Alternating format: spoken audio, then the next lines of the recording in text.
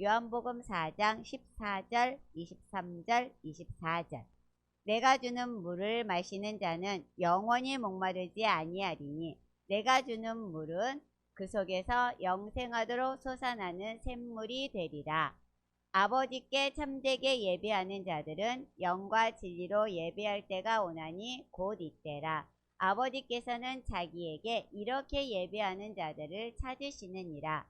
하나님은 영이시니 예배하는 자가 영과 진리로 예배할지니라. 아멘. 예루살렘에서 갈릴리로 가려면, 여기가 예루살렘이에요. 예루살렘에서 갈릴리로 가려면 여기가 갈릴리 지방이잖아요. 그러면 여기 여리고를 건너서 세례 요한이 세례주던 제단이 강가, 요단 강가에서 위로 이렇게 올라가요. 여기가 베레아예요.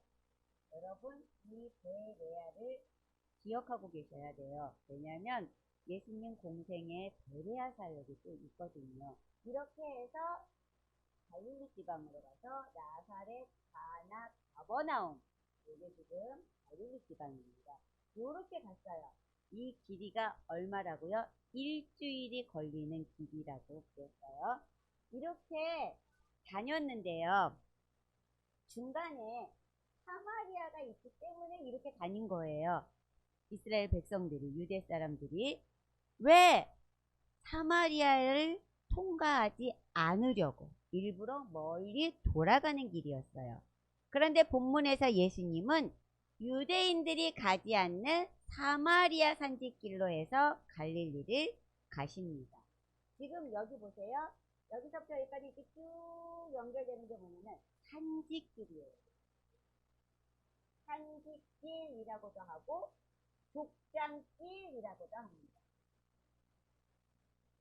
그래서 이 길을 통해서 도시들이 발달을 했고 또 그 길을 통해서 많은 사람들이 왕래를 했고 그 길을 통해서 전쟁도 일어났고 이런 일이 많이 여기에 일어나는 겁니다. 예수님은 돌아서 가지 않고 산지길을 통해서 바로 갈릴리로 지금 올라가시는 중이십니다.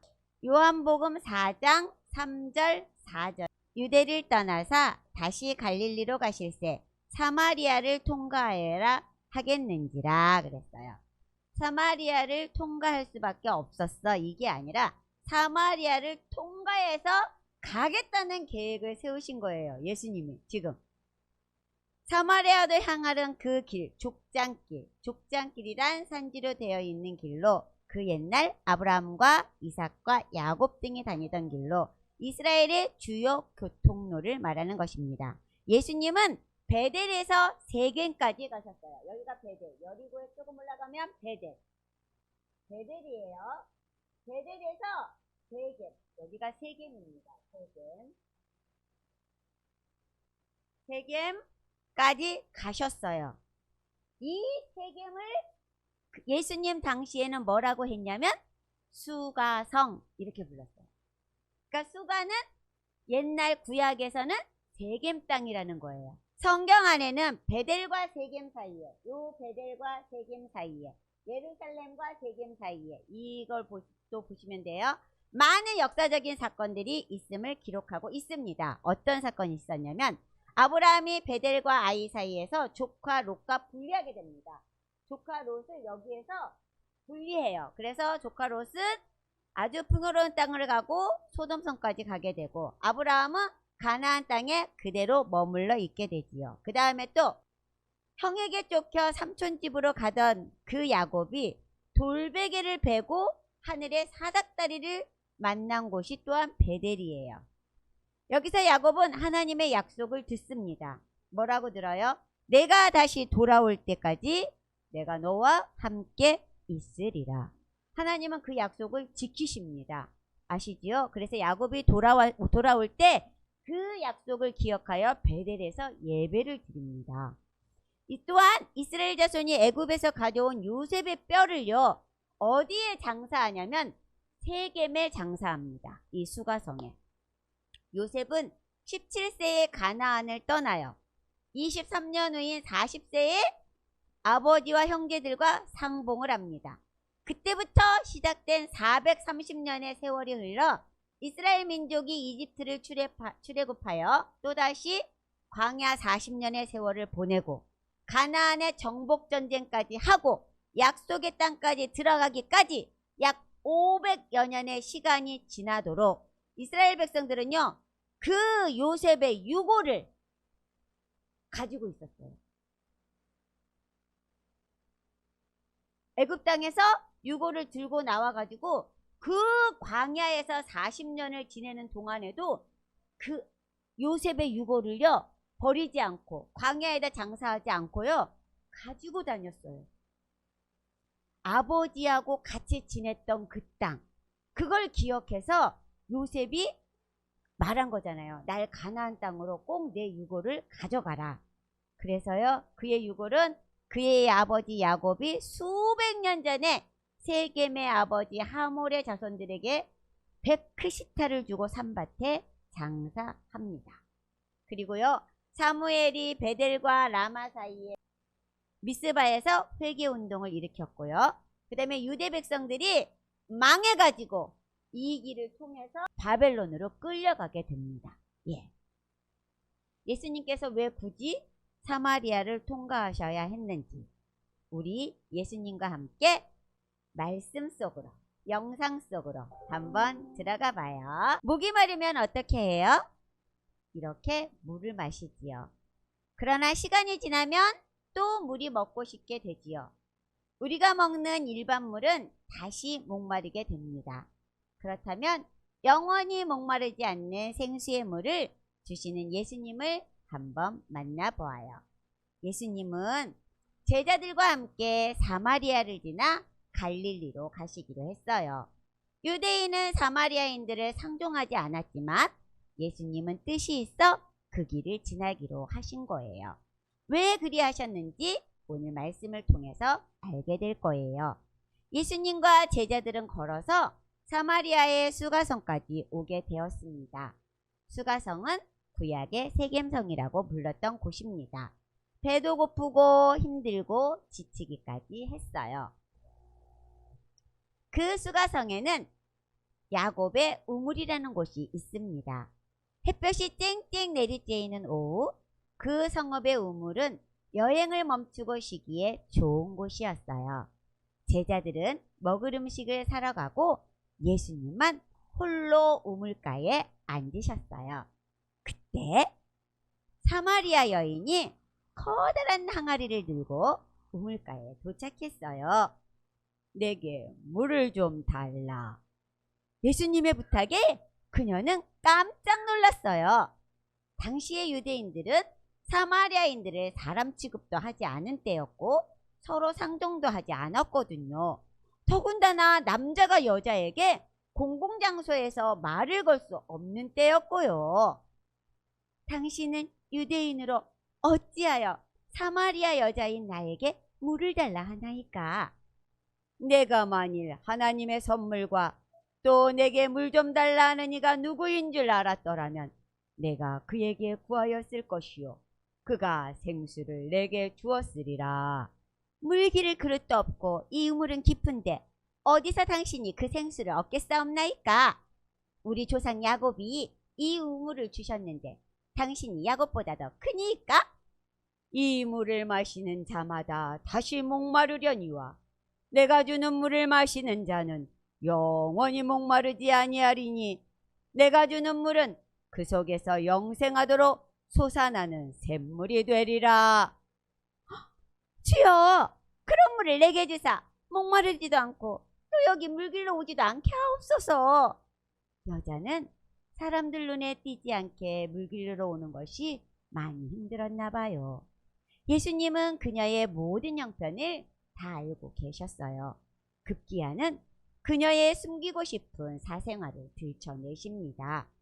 그건 바로 죄였어요. 예수님은 사마리아 여인의 죄의 문제를 해결하시려 합니다. 가서 내 남편을 불러오라. 나는 남편이 없습니다. 내 말이 옳다.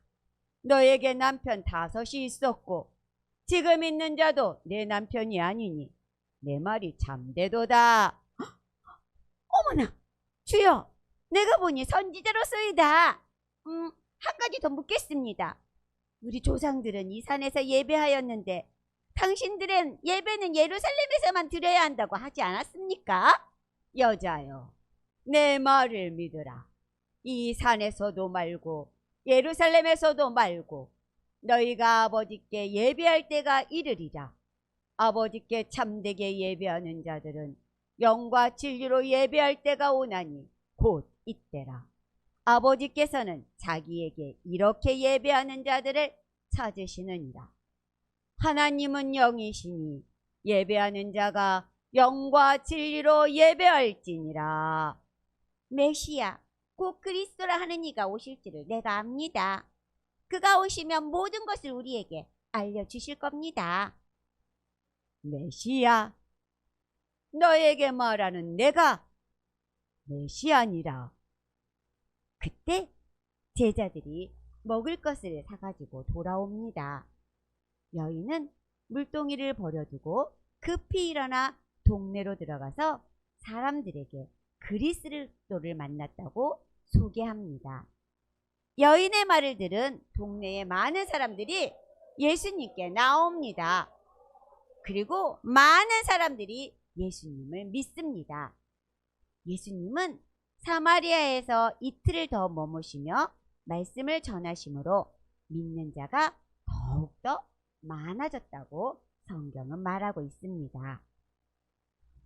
하나님이 세상을 이처럼 사랑하사 독생자를 주셨으니, 여러분, 예수님이 굳이 사마리아를 통과하시려 하신 것은 바로 이 수가성의 여인을 통해 많은 사마리아 사람들이 구원받게 하기 위함이었음을 알 수 있지요.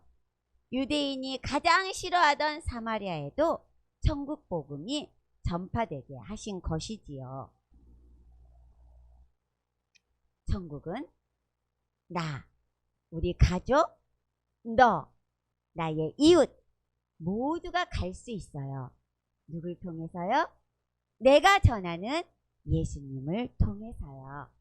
여러분, BC 722년 아수르가 북이스라엘을 멸망시킨 후 아수르의 정책에 의해 이스라엘 백성들을 다른 이방 나라에 다 이주시켰어요.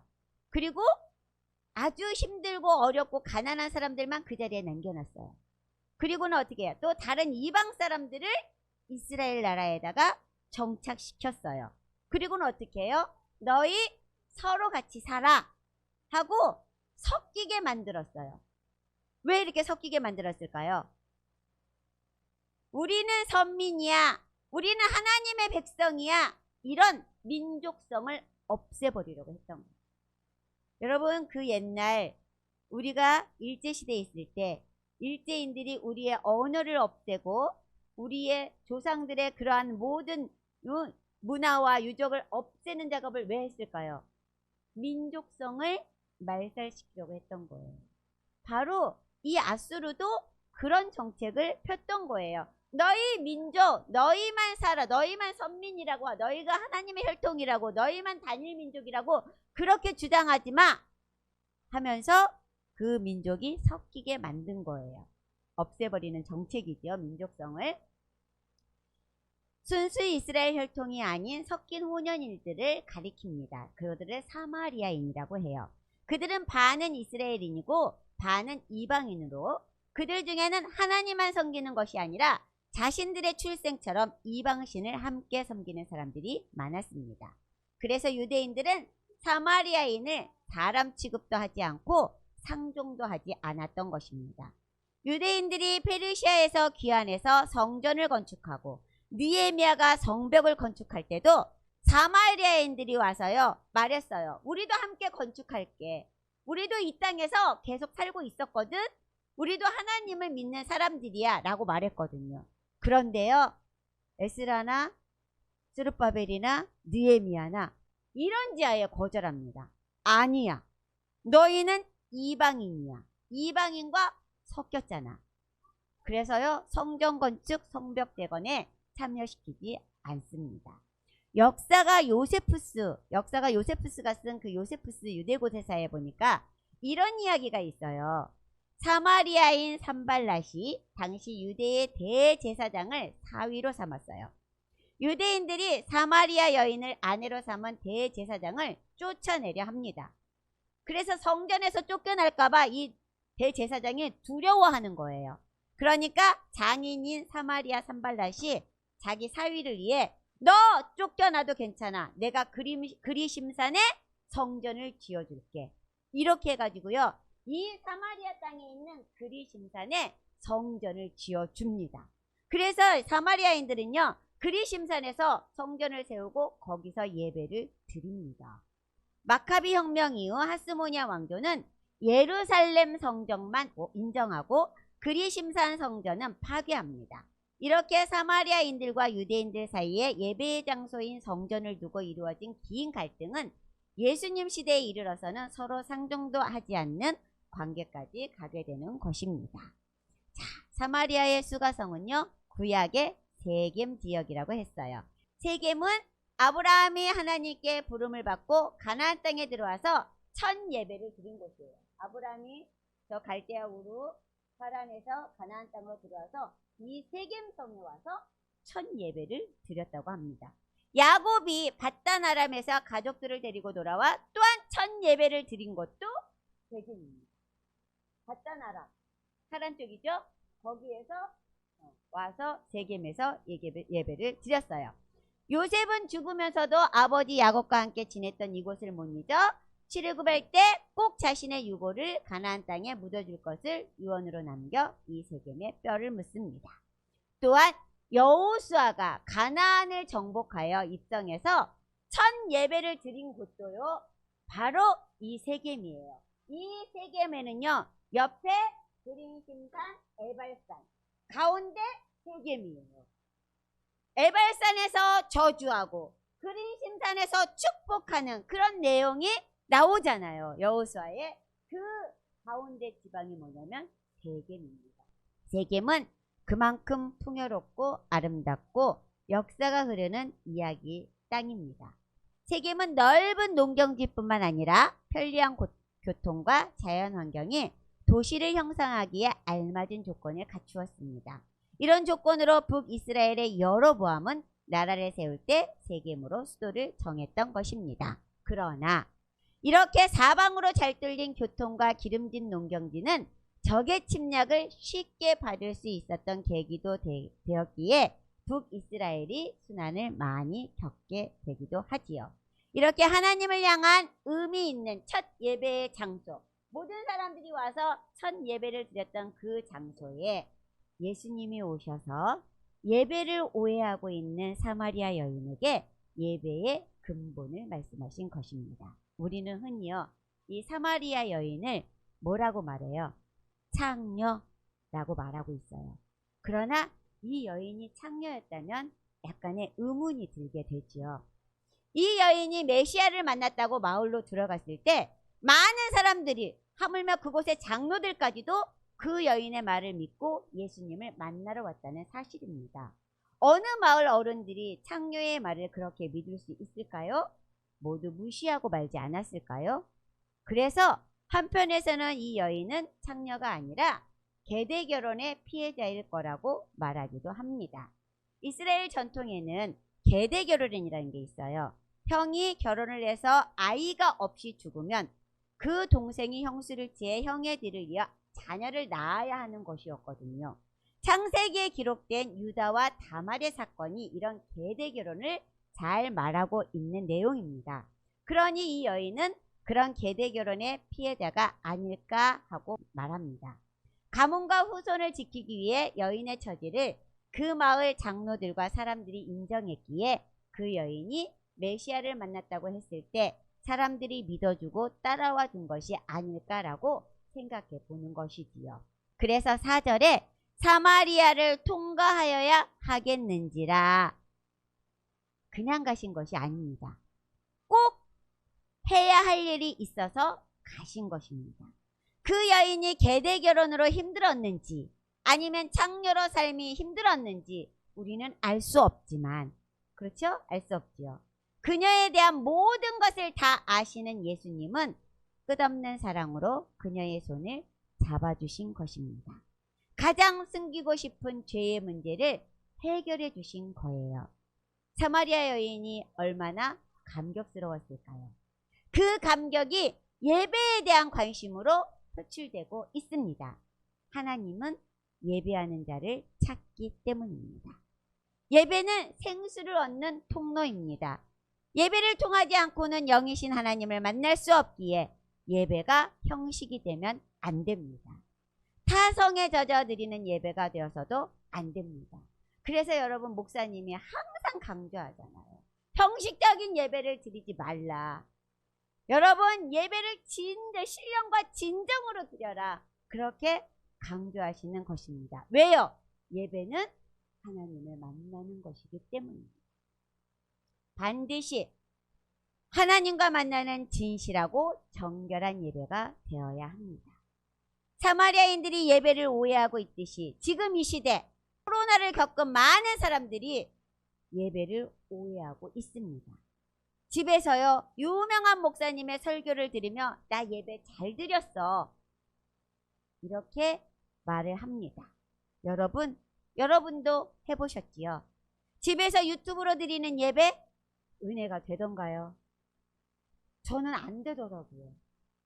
유튜브에는 큰 교회도 많아요. 정말 유명한 목사님도 많아요.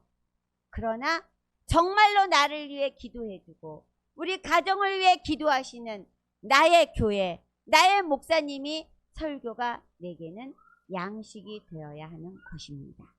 우리는요 가정 예배도 개인 예배도 엄청 우리 목사님 강조해서 중요해요. 그렇지만요 성전에서 말씀을 드리며 드리는 예배도 너무너무 중요합니다. 말씀을 통해 더욱 하나님의 임재를 경험할 수 있기 때문이지요. 혼탁한 이 세상, 문화와 문명이 고도로 발달해 사람을 능가하는 AI가 등장한다고 합니다. 앞으로 그 AI가 사람을 지배할 것이라는 아주 무서운 소리가 나옵니다. 이러한 때에 우리 믿음의 사람들이 할 수 있는 것은 무엇일까요? 그것은 바로 예배입니다. 선행도 아닙니다. 구제도 아닙니다. 예배입니다. 예배를 통해 하나님의 음성을 들을 수 있으면 얼마나 좋을까요? 우리 자녀들이 하나님이 인도하는 삶을 산다면 현란한 문화이든 AI든 모두 하나님의 통제 안에 있는 것이기에 능히 이기고 승리할 자녀들로 자라날 것입니다. 여러분, 그래서요 우리가 이 문화를, 이 세상을 이길 힘을 가지기 위해서는요 예배를 통해서 우리 예수님을 만나는 것입니다.